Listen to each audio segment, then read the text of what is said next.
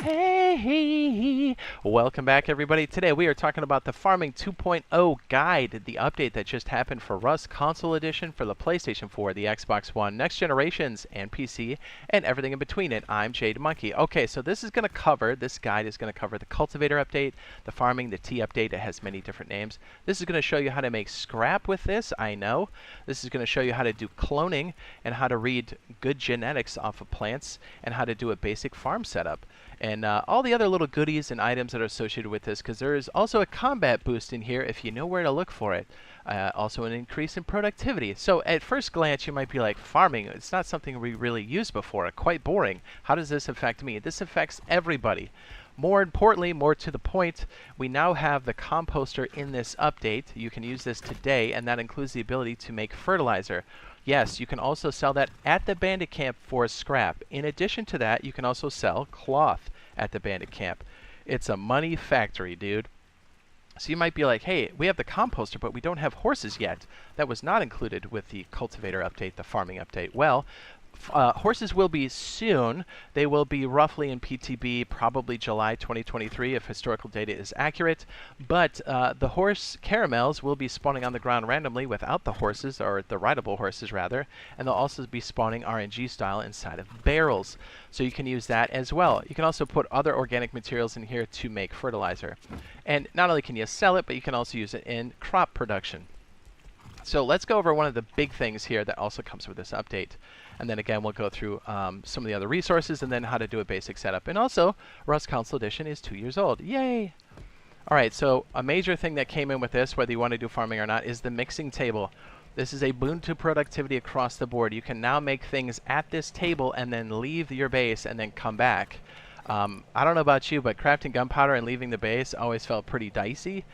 So this is really nice, but you can also craft more gunpowder for less. I'm sorry, for less, not for more, right? It's the same amount, but it's going to be less charcoal, which is great. But if you scroll through here even a little bit, you start to see these other things and go, what is this? These are different teas that can increase your ore productivity, metal, sulfur, stone, all kinds of stuff there. Scrap, if you go smack some barrels, but also healing, another way to heal yourself during combat. I told you PvP chads, there's something here for you as well. And also a way to increase your maximum health. Yeah, that's nuts. So if you're not going to use it, it's also a great way to sell and make more scrap over in the vending machines on any server. It's going to be a big deal indeed. All right, so yeah, the mixing table, massive. All right, so let's go over here, and then we'll show you how to do some of the basic farm setup. So this is how to read. So we're going to go over genetics, how to read good genetics, and how to do cloning, but we're not going to cover crossbreeding here, as it is a very in-depth thing all in itself. It's a lot of fun. It's kind of like breeding Pokemon, as it were. All right, so let's say, well, first and foremost, what do these 6 slots mean right here, right? Like we got red and green. What's up with that? Those are genetics. The genetics, geez. You don't need those necessarily, but if you want to pick the best plants to grow, because you can actually have them grow more and even faster, you want to make sure that you're picking the right stuff. Sorry, I drank a tactical cylinder halfway through that. Okay. So you have 6 different slots here. We have 1 through 6. They can either be green or red. Here's the breakdown of what they do. We've got red traits, which are obviously the bad ones. We have X, which is an empty slot, also known as a null slot. And then we have W for consuming more water. And then we have the other side. Man, it sounds juicy, huh? So now we have the green side, H, and G and Y. So H is hardiness, or its resiliency. When it's growing, it can help in like the winter biome and stuff like that. Grow, which makes it go faster, and yield, which means more. So technically you could take these genetics here, even though they're trash. You got one that's consuming 3 times more water, you have a hardy and a yield, and then you have an X. So generally you want to go for plants that have like 1 red trait or 2, but really, well, obviously if you have all green, be sure to save that. That's a super seed for sure. But you could technically put this plant into production across the board if you really, really wanted to. You don't have to necessarily mess with these if you don't want to. But if you want to get the most out of your water, you want to make sure that you're finding the best one. So I typically go for like 2 yields or 2 grows if you can, and then everything else doesn't matter. And I put that into production. And then when I find a super seed or make a super seed through crossbreeding, oh my goodness, this one's terrible. You can do it that way. Okay, here's a good one. Look at that. 3 yields and a grow and a hardy. This is perfect. So not a perfect plant, but perfect for production. So let's say you found one of these bad boys and you're like, hey, how do I pick this up? You hold the action button, look on the wheel, be careful what you select, and then you can say take a clone. That's not new, but now that we've cloned it, it now keeps all of those traits. If you look at, there's a little small text here. It's actually very small for us on the console side. There should be a window at the top here, or an info window that shows more of these stats for this, which will also help you kind of break it down. Yes, you can use this for crossbreeding, but more importantly, I can replant this and just keep cloning it. And you want to make sure if you're going to replant these, you plant them in areas where they're not going to crossbreed them. We're just going to cover this briefly. If you look at the green circles, those are safe places to plant where they won't crossbreed with other plants of the same species. So like obviously blueberries will spawn with blueberries, but red berries won't spawn with or crossbreed with red won't crossbreed with blue. Jeez, man, that's like a tongue twister. So the green slots are safe areas. This is for a large tray, and this is for a small tray. Basically the corners, I have different colors if you want to do different species there. That kind of helps too. So if you want to safely do clones, that's a good way. Also, if you have a bunch, let's say you have like 9 of these and they're all the same genetics, you can place these across the entire crop plot. It won't matter. As long as there's nothing of the same species with different genetics, if that helps. It's a kind of way to mass produce a lot of clones. By the way, with these underlines here, we have different stages. Sapling is the best time to clone it because it's going to use the less amount of water, because water is definitely a valuable resource and you want to conserve it as much as possible. You don't necessarily need perfect light for this if you're just making a bunch of clones, but you will when you do decide to grow them. Also, the best time to pick the plant is in the ripe phase, and then after that it goes to dying, but it gives you a little bit of time. Roughly, growing is going to take you about 2.5 hours real time. But you might be like, hey, that's crazy. No, like you plant it, make sure it's got water, and then you go do stuff and then come back. So this will be like a couple in-game days, and then you would come back or like mess with it at nighttime, because nighttimes are quite dark now. Here we have different traits at the bottom. We have light, water, ground, and temperature. It will take its overall status from its lowest statistic. So here it can only do as good as 67%. And one of the ways you can increase ground is by adding fertilizer, believe it or not, to the crop plot. And a lot of people don't know this. It also helps with grow time as well. It pleases it, but also helps you grow faster. So if you're looking at a crop plot, yes, you throw water on top of it, but check this out. If you crouch and get low, there's an open category, and then you can place some fertilizer here. And then it will help it, and it will also increase its stats. Wink, I got your back. Pretty cool, huh? Okay, there's one more thing about cloning, too. I think we got that. We clone it. We're good. Ground temperature, I think we got that covered there. So, yeah, that's the basics for, like, reading genetics and getting cloning going. A lot of times you're just going to be, like, doing stuff very quickly. You will be doing this cycle initially, and then you could work on crossbreeding something in, like, a smaller tray if you wanted to. Just putting that out there as well. Okay, I think we have most everything here. So let's talk about water for a second before we do our general setup. Yeah, it's a bit crazy. So water is a resource. People will be contesting this a lot. Shorelines, clean water sources like lakes, rivers, definitely valuable. A lot of times for us smaller people, we're definitely going to be out here. Hey, there's biolaser. We're going to be out here on the shoreline and just converting salt water. Obviously, if you get clean water, there's really nothing to do there except store it. One way you can store water, you can either go to Bandit Camp, by the way. It has salt water around there. You can also fish there as well. But if you want to take some of these empty jugs, yes, these are things you're going to want to save. You can fill this up with salt water, and then you can convert it. There's 2 different ways. There's the advanced way, the electrical way, and the primitive way. We'll show you the primitive way here right now. Yeah, this has been in the game, but it's not something we really use. So we got 2 inputs. This is the output here, or 2 types of containers. One's output, one's input. Hello. This is the output, and this is the input. Output, input. So you touch the old, what is this, a propane tank?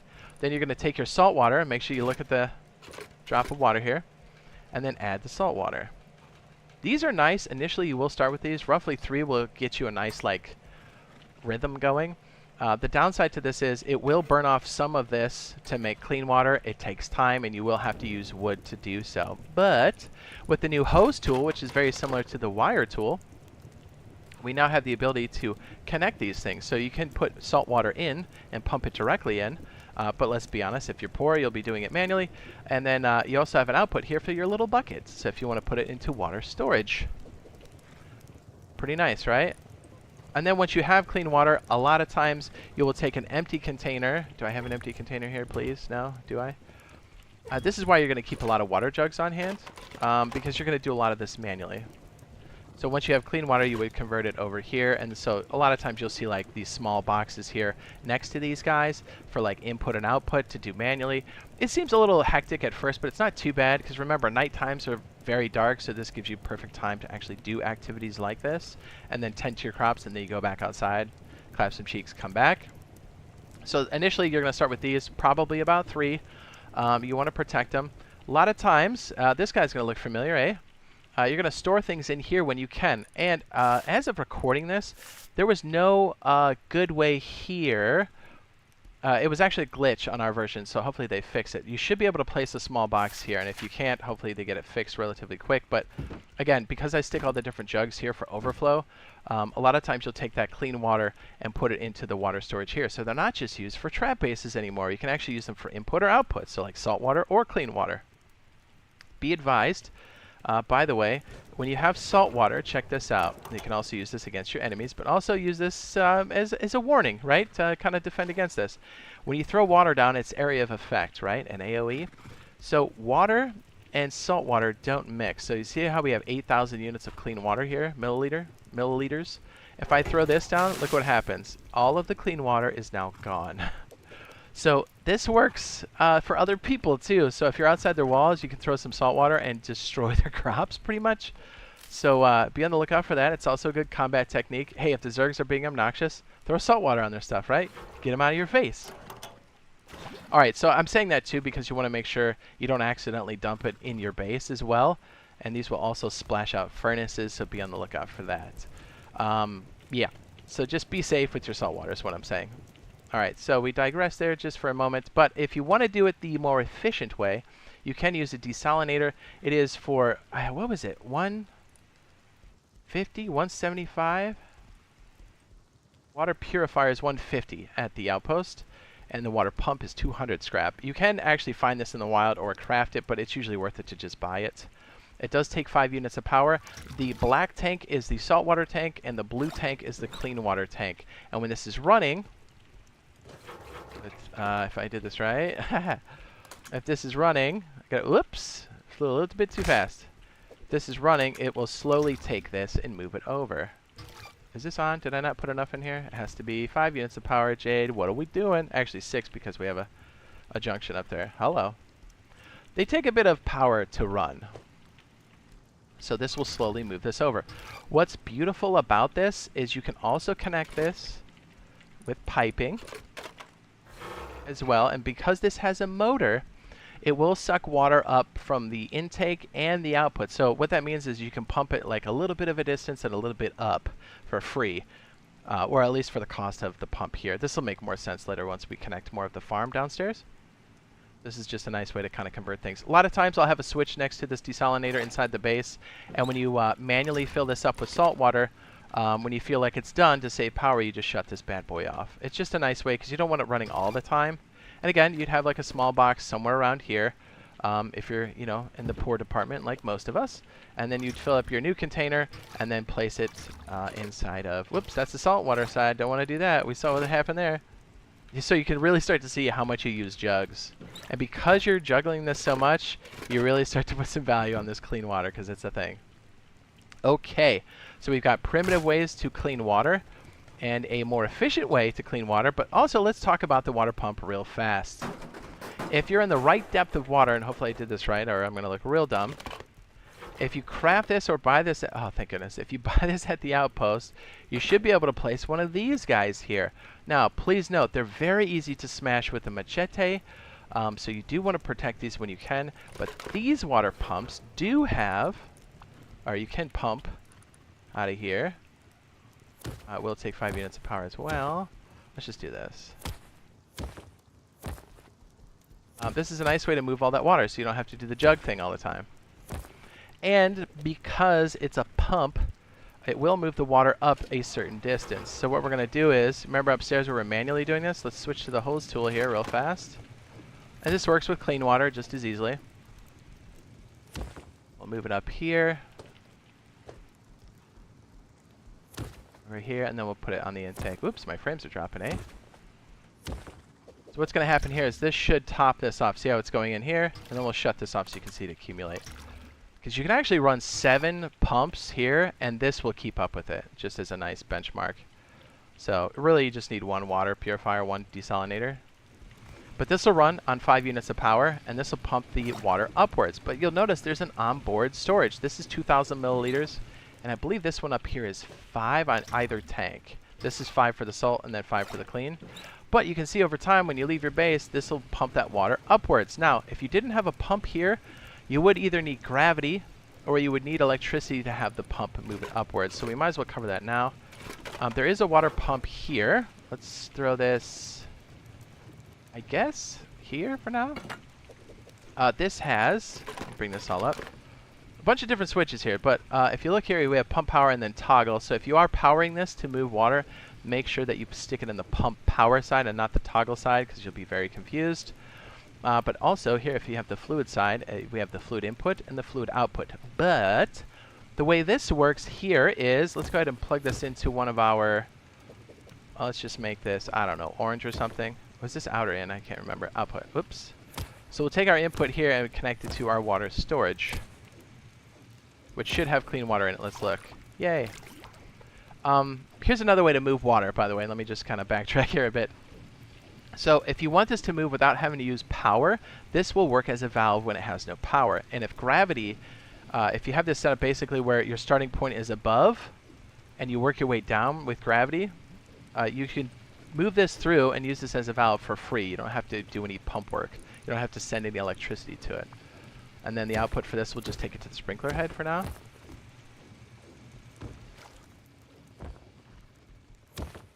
So if we did this right, because this water source is on top, our pump is in the middle, and our sprinkler is at the bottom, because the water is moving like that, if you watch the marching ants, let me bring you in a little bit closer, that should work for free, and this will just work as an on and off switch with no power, or a valve. So if I hit this, do you see how the sprinklers just went on? Bingo. Free valve. What's up? But if you had to move things up like this and you had no motor on either side, you would have to put a pump here and then power it to move it upwards or over longer distances. Just keep that in mind. It's got a lot of little tweaks to it, so that's the thing. You can also see like the little motors and stuff moving in there once it's on. Kind of a nice way to do things. Oh, you know what would be more realistic? Realistic. What do we move for that one? Was it orange or yellow? It was orange. Let's maybe take it from here. Let's get crazy. Let's do another one. Let's do this one and have it go up. And then we'll do the basic crop plots and stuff. And I hope it helps people like get started with things just in general. So we can see our output here, kind of crossing the streams here. See how we have this clean water accumulating here, which is really nice. We'll have this clean the water because this tank should be roughly pretty close to full, kind of. So you can already start to see how some of this automation really works. Now, again, this is for when you're rich. You can buy this at the bandit camp, or I'm sorry, outpost for 200 scrap a piece. Since it's so expensive, you do want to protect it. But you can see, once you come across a bit more loot, you can start to automate things if you want to. But let's be realistic. 9 times out of 10, if you're a duo or a solo, you're going to be doing the old water juggle for a bit. But it's definitely worth it because remember, teas, man. Teas. Like, just think about it. If you wanted to go out there, think about it. You go out there with a chainsaw and you have the pure ore tea and you pop that sucker, dude, you're going to get like 100,000 wood. You won't have to worry about wood for a hot second. Okay, so let's do some of the basic setup here. You know what? Let's go ahead and bring this other sprinkler down here. Kind of complete what we got going on here. And it's weird, and I know I'm probably putting the cart before the horse here, but a lot of times you don't need the sprinklers on all of the time. It's kind of a waste, and you already see how much work it takes to get water and clean it and move it around. So you really want to like use it only when you need to, right? So that's the thing. All right, so we want to make sure these snap into position. A lot of times, if you're a small group, you're not going to do stuff like this. Oops, I want to make sure it's snapped into position. By the way, as we cover this, if you're looking for a good base for just farming, you can use it as a starter if you wanted to. It's not well protected, but it's purely for farming. This is something you would place on the shoreline. I do have the Hermit T base. I'll go ahead and link it now in the upper right hand corner, and we'll also show this on the end screen as well. But this will help you, like, if you already have a main base and you want to go back out and like just have like a farming base on the shoreline, because that's where you want it, clearly, because water, that is an excellent base for you to use, and it's not expensive at all. And you can use it to start the wipe, manufacture your stuff, and then build your main base if you want to. Okay, so really, if you're going to do something this large with 4 crop plots, you just need 1 light in the center and 2 sprinklers, roughly in the center. You don't have to worry about electricity crossing the streams there, but that should be enough to keep everything up to date on the crops. But if you want to stay on top of that, that's dangerous. If you want to fill these up initially, you really just want to stand here in the middle and throw clean water in the center, and it will evenly spread across all of the crop plots to get it started, and then use the sprinkler to keep it topped off. See how we're slowly building it up?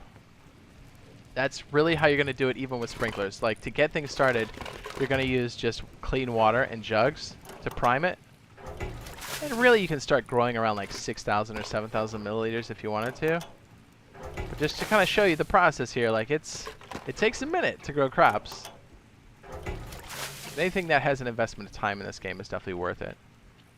And you see how the server ticks took a second to catch up. Another reason why custom servers are tied into this and electricity, just saying. And okay, so let's go ahead and wire up the rest of this here. And if you are wondering, like, hey, this electricity, I kind of skipped it last time. I need help with it. I got your back, dude. We got a Rust power setup for your base. I'll go ahead and link that bad boy now in the upper right-hand corner. This is going to help you hit the ground running for electricity. If any of this is confusing to you, like how to do the power source, combine it, use a medium battery, all that good stuff.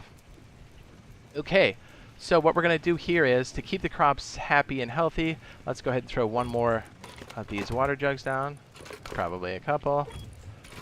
And then some of the other things we need to worry about here is heat and the lighting. So actually, we haven't wired that up yet. I like to top these off like that. Yes, that's close enough. Okay, so on this wire grid here, we have all this set up, and I'm going to take the, I guess, the hot part and move it to the heaters. They do take 3 units of power a piece. There is a pass-through, which is very nice, and the heat itself does move through the floor, so you can use this for the second floor as well. I like to stick them across the room from each other, so like 2 for 4 crop plots, and then you could do another floor above this for the same 2 heaters. Yeah, so since that takes 3, we'll say that's going to be 6 for this one, right? And then I believe the light will be what? Just the 2, and then we'll make that, I don't know, green? And we use the branch side. You know I'm a big fan of making sure that everything is wired up with a switch before it comes off the battery. Just saying, that's definitely a thing. And we can go ahead and plug it in here. And both sprinklers, heaters, and lights have pass-throughs, respectively. And let me just kind of back up for a second so you guys can see that. And so now, when you go to plant things, by the way, keeping seeds is a big deal. This is the way you RNG. So all seeds, you know how we always throw hemp seeds on the ground? Well, now, you're going to want to keep them because you don't know what you're going to get. See how these genetics change each time I roll it? Look at that. Different. Different. And so here's another technique. Let me just technique that helps with farming. So I like to take a bone knife, and if this is a trait you don't like, you would just smash it before it eats all that valuable water. Right? And then you would just plant another set of seeds. It's another way to use your bones. So again, if you like any of these and you like to keep them, be sure as soon as it's sapling to clone it and not eat it. Hold your action button. Be very deliberate about that. Ooh, this one's all grow. Look at that one. Jeez. And again, these take roughly 2.5 hours totally to grow. So a nighttime cycle would be where you would start some of this operation. And then since we have this pump going upstairs to our water filtration system, remember, this source is salt. Going here, being cleaned, moved over to the blue container, which should be full or almost full. And now we can use this water pump, or valve, to take it from the desalinator and then sprinkle the crops over time. And then if they ever get too low, like below 5,000-ish, you can go over with your main jugs and just dump it over there. And a lot of times once these containers are full, like here or even these guys, you're going to want to take the overflow and stick them in more water jugs. So that is extremely important. So yeah, with this update ushering in so many different ways to make scrap, so many different gameplay loops, different ways to do farming, to boost just combat, farming, and even like PvE type stuff. I know a lot of people want to just do a lot of farming for PvE stuff. This update is massive, and it's going to be a nice complement to electricity, and I think you guys are really going to enjoy it. And the next big update's going to be horses. Can't wait for that too. So again, if you're looking for a good way to get your wipe going with a base, a separate base that is specifically designed for growing and doing teas, the Hermit base is for you. It should already be up on the end screen. And hopefully we'll see you in the next live stream /video. Love you. Bye.